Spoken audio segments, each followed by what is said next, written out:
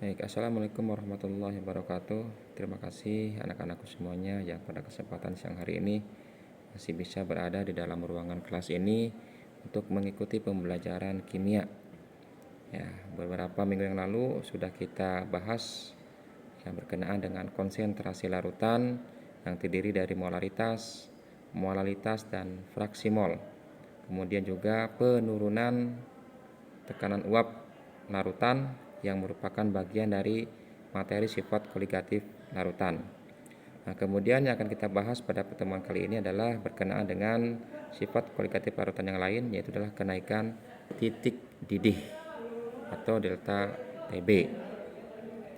Perlu kita ketahui titik didih itu adalah suhu pada saat tekanan uap cairan sama dengan tekanan di permukaan. Nah, jadi oleh karena itu titik didih itu tergantung kepada tekanan di permukaan. Titik didih ini berbeda-beda ya, tergantung kepada tekanannya. Makanya titik didih itu berbanding lurus dengan tekanan. Jadi kalau misalkan tekanan permukaannya 1 atmosfer, ini titik didih terutama air ya atau pelarut murni ya, itu kurang lebih 100 derajat Celcius. Jadi titik didih ini sekali lagi tergantung kepada tekanan di permukaan. Kemudian ini perlu diingat ya beberapa ketentuan di dalam kenaikan titik didih ini. Yang pertama adalah bahwa suatu pelarut jika ditambah dengan zat terlarut maka titik didih akan naik. Kemudian besarnya kenaikan titik didih ini tergantung kepada konsentrasi molalnya atau M kecil. Kemudian delta Tb atau kenaikan titik didih itu sama dengan titik didih larutan dikurangi dengan titik didih pelarut murni. Dan yang paling penting juga di dalam kenaikan titik didih itu ada harga Kb, yaitu tetapan kenaikan titik didih.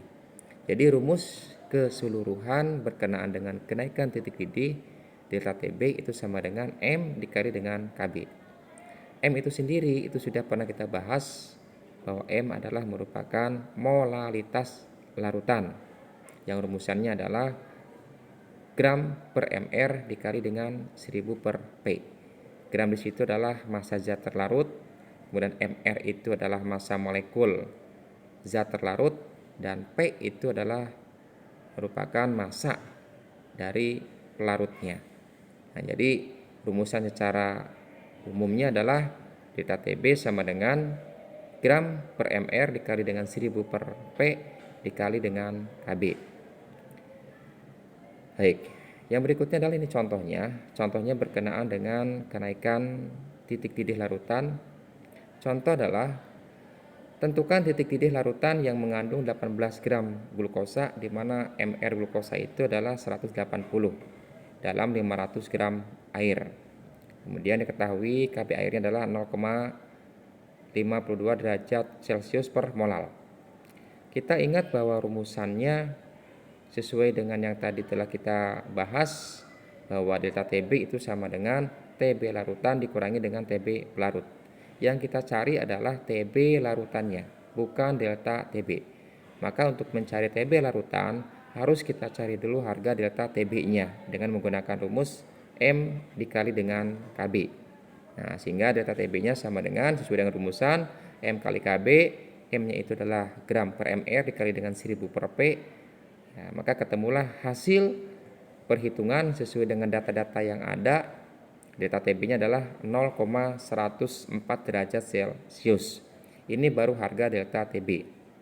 Belum menentukan berapakah harga Tb larutan. Nah, maka untuk mencari Tb larutan sama dengan delta Tb ditambah dengan Tb pelarut.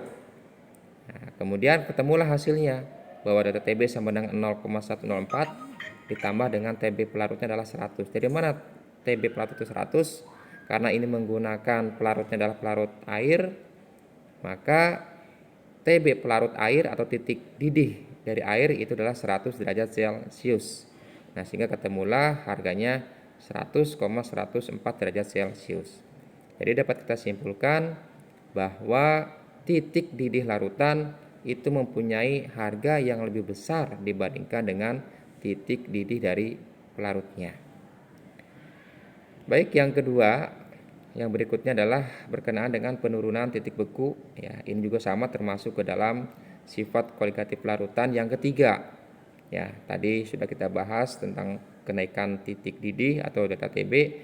Nah, sekarang kita bahas penurunan titik beku. Ini hampir sama sebenarnya rumusannya dengan titik didih ya, kenaikan titik didih larutan.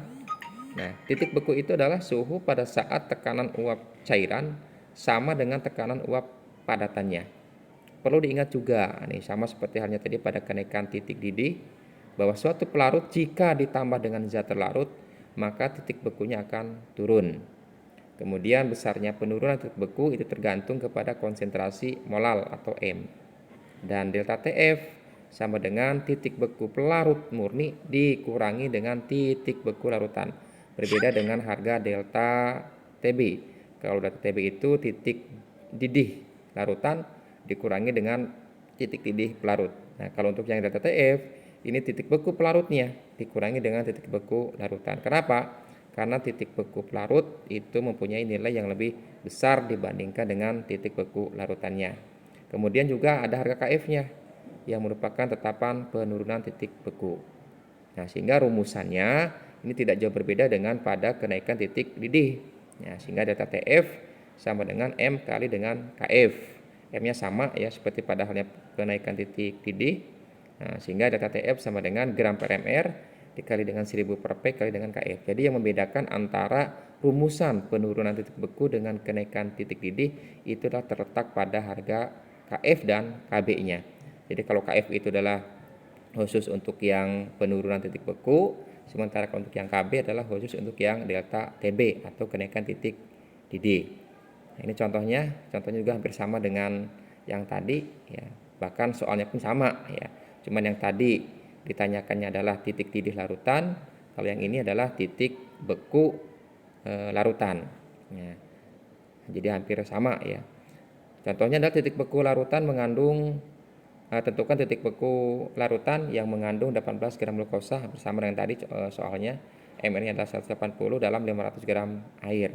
Maka ketemulah harga delta TF-nya sama dengan 0,372. Perhitungannya pun sama dengan rumusan yang pertama tadi pada saat membahas kenaikan titik didih. Nah, ketemulah delta TF sama dengan 0,372 derajat Celcius. Nah, karena yang ditanyakannya adalah titik beku larutan, maka harus kita ingat bahwa TF larutan itu sama dengan TF pelarut dikurangi dengan delta TF.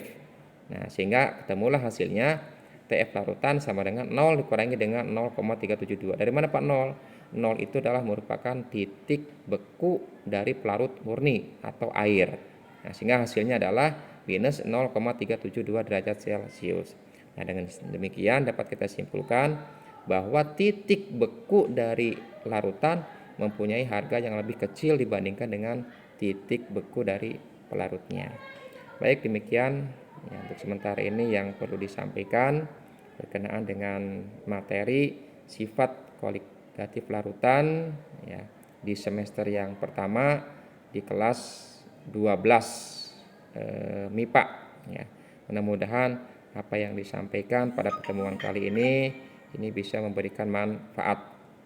Ini contoh tabel ya, tabel dari KB dan KF ya. Nanti insyaallah untuk pertemuan berikutnya ini akan kita bahas berkenaan dengan tekanan osmotiknya. Baik, dari Pak Ajis mungkin sekian dulu yang perlu disampaikan. Mudah-mudahan walaupun materinya cukup singkat bisa memberikan manfaat buat kalian semua.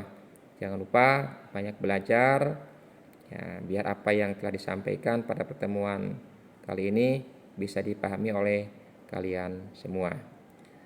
Dari Pak Ajis, akhirul kata, assalamualaikum warahmatullahi wabarakatuh.